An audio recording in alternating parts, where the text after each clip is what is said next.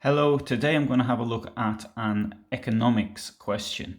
Now, I normally don't talk about economics, at least not economics in the present. I do sometimes refer to it in the past, but I think that this is quite relevant to the videos which I've been doing recently. Now, I was the publisher of a business magazine for a number of years. I was also a writer in a daily business newspaper, so I've got a little bit of knowledge on the subject.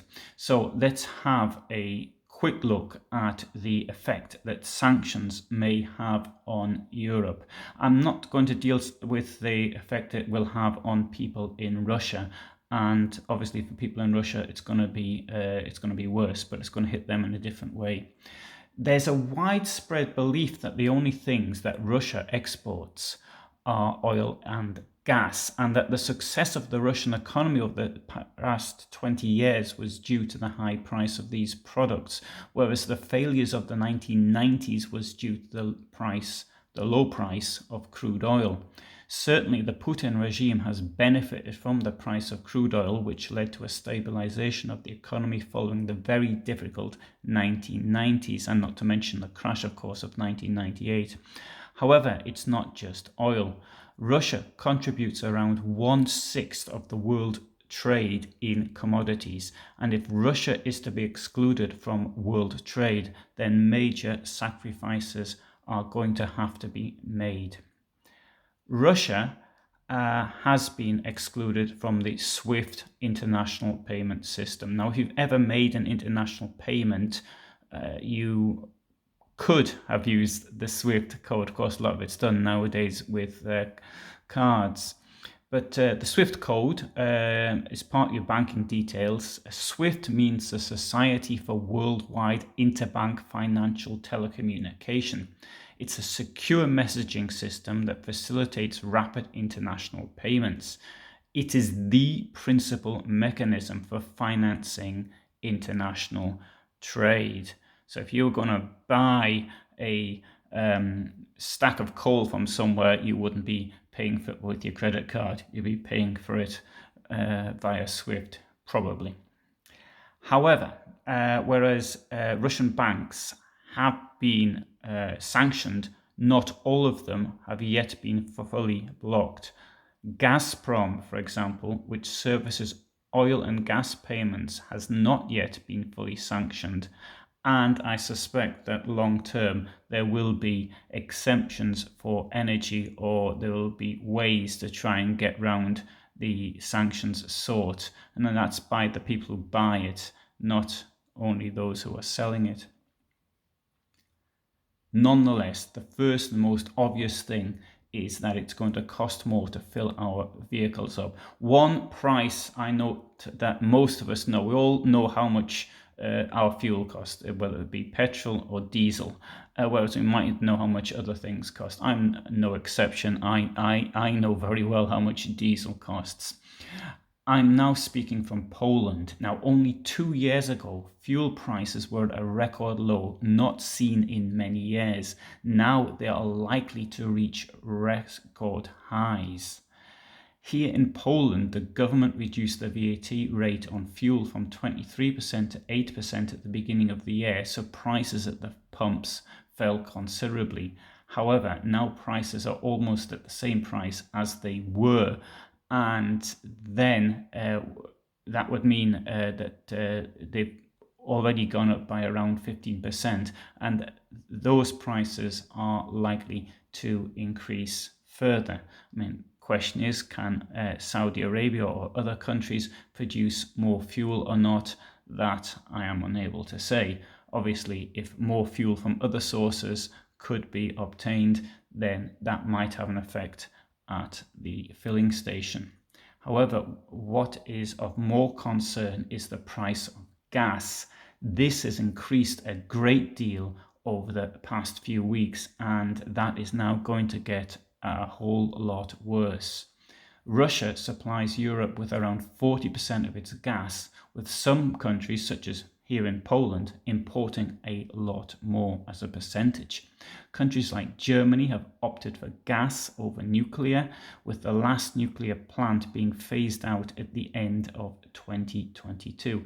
Whether or not that can be stopped, I don't know. I realise it's not just a case of flicking a switch and then the nuclear stays on. Gas prices have a direct effect on food.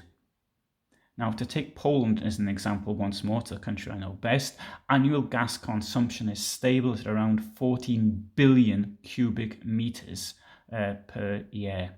Just 2 chemical plants use around 10% of this amount. The chemical works in Puławy has an annual consumption of 950 million cubic meters of gas. Its number one end product is fertilizer. That's via a process to get fertilizer, but you need gas as the raw material. And the number 3 end use is packaging materials.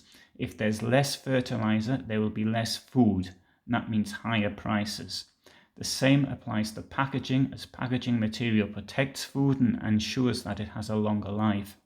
As well as supplying the gas to make the fertilizer, Russia is also the largest fertilizer exporter in the world.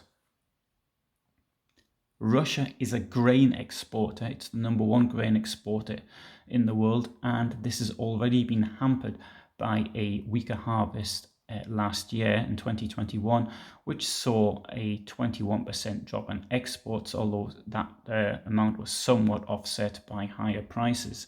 Ukraine is either the 3rd or 4th highest grain exporter in the world, depending on the year which is being considered.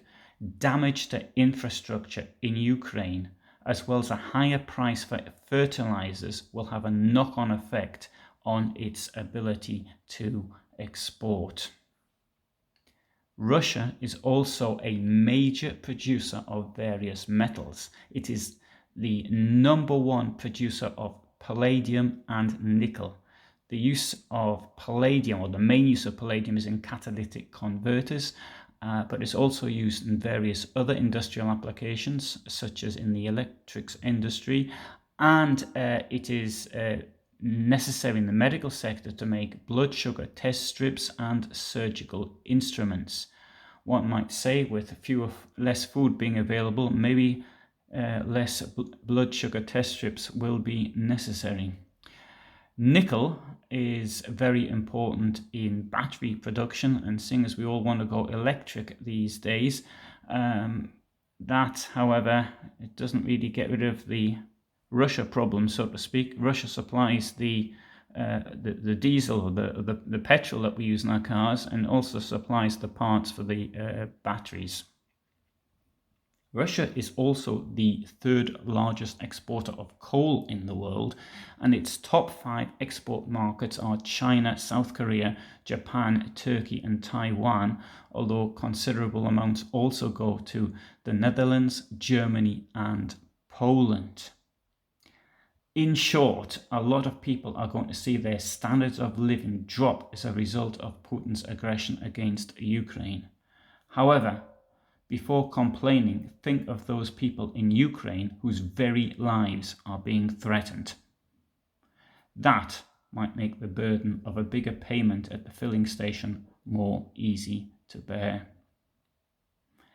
Thanks very much for listening. I normally publish every Friday at 2000 hours my time in Poland, and various times in other countries, and normally I just deal with history. This is more of a one-off by talking about current economy, but I hope you found that of interest. Thank you.